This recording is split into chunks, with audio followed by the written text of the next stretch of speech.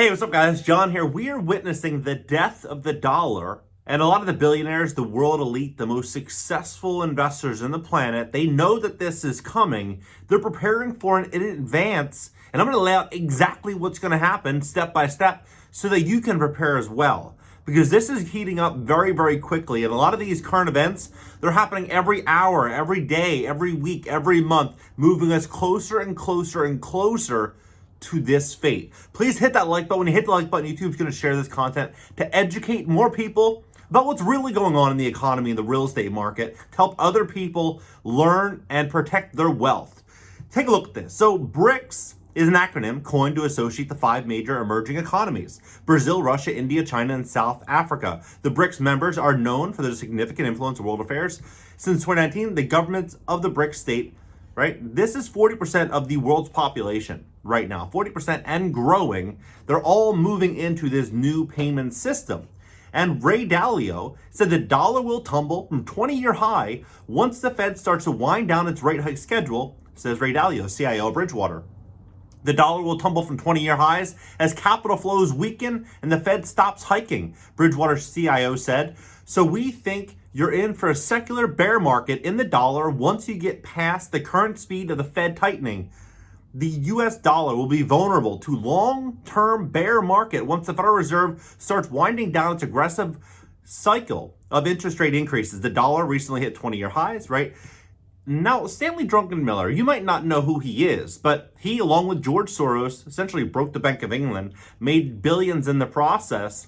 He came out 1 year ago. This is May 11, 2021, and he said the dollar will lose reserve currency status, and he laid out what he thinks the Fed should have been doing then and why they're not going to do it and what's going to be happening next.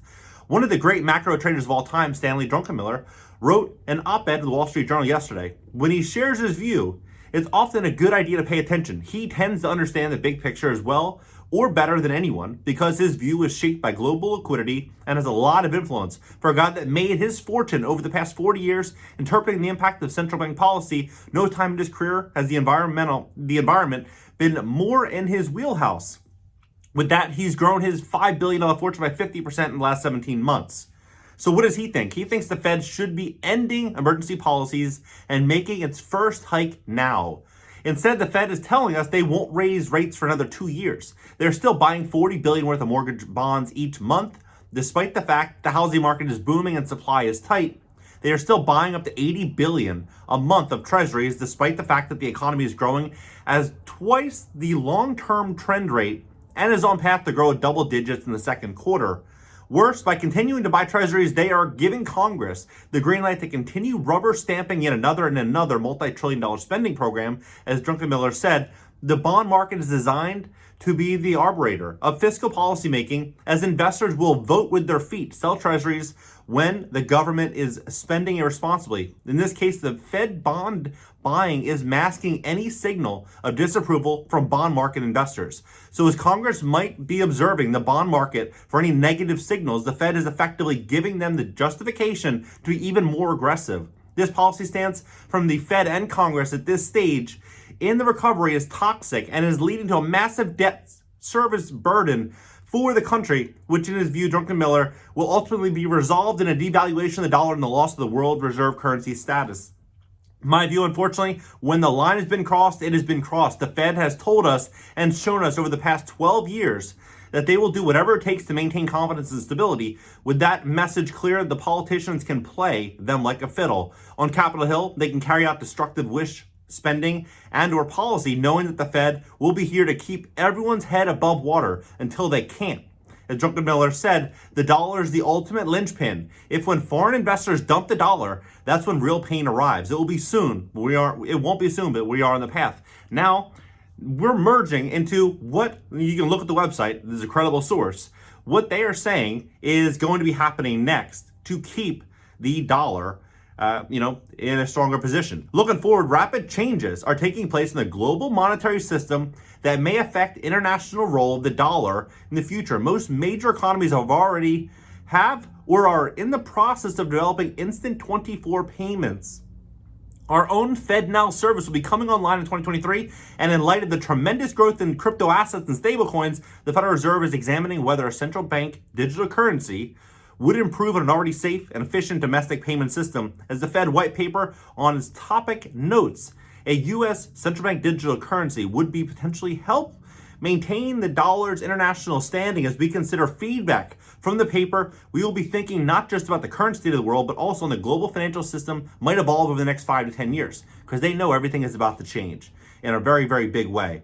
And so if the dollar does collapse, obviously you want to have some gold, you want to have some silver, some precious metals, foreign currency, maybe you want to diversify, foreign stocks, foreign bonds. But this is what just happened.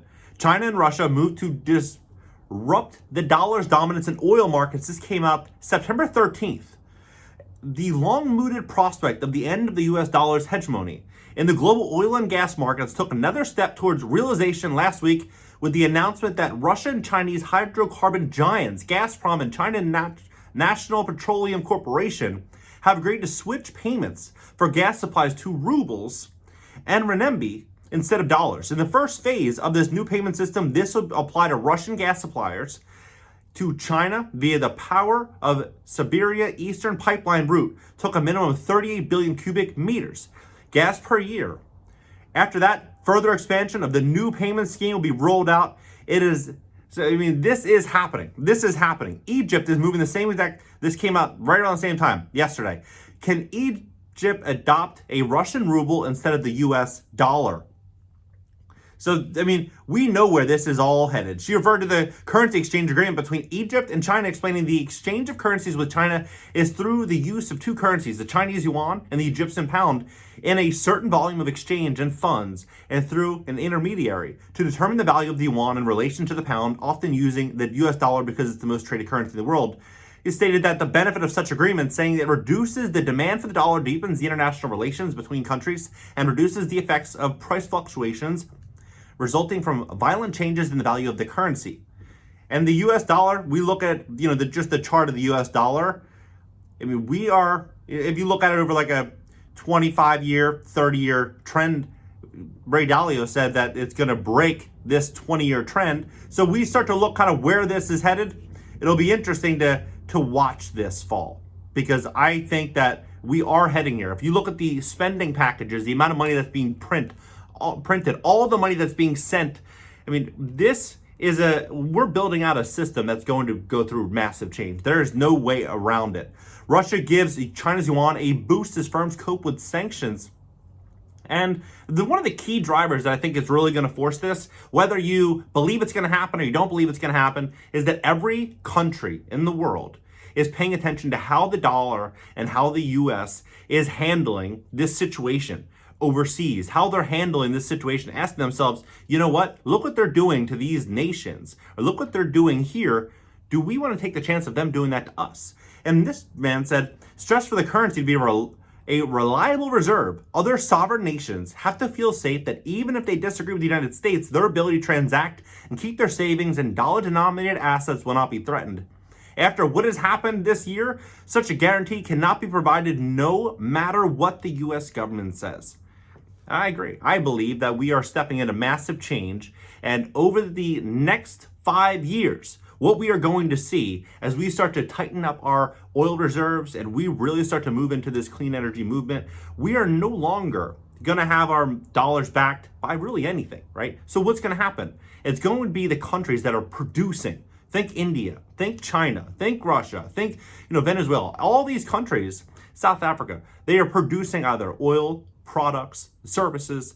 India is basically like the periodic table. They're producing so much, minerals, and what do we produce? That's the big question. 50 years ago, we produced a lot, but now we're getting everything sent in. And so if this does in fact happen, and we start to, lose this dominance of the dollar, what I believe is going to ultimately happen is that our currency is going to fall. The cost of living in America is only going to rise. As that begins to happen, the cost for us to bring in goods overseas is going to get much, much more expensive, and our quality of life is going to greatly diminish, to say the least. But I'm very curious as to, what do you think? Do you think we are stepping into a direction in which we're being pointed in right now, in which the US dollar is going to lose its authority over the next few years? And as that begins to happen, our quality of life is going to greatly diminish. Very curious as to your thoughts. Subscribe here. Subscribe also to my second channel if you want to join my podcast. And LinkedIn, Twitter, Instagram, and TikTok up on the banner. And I'll catch you guys in the next video.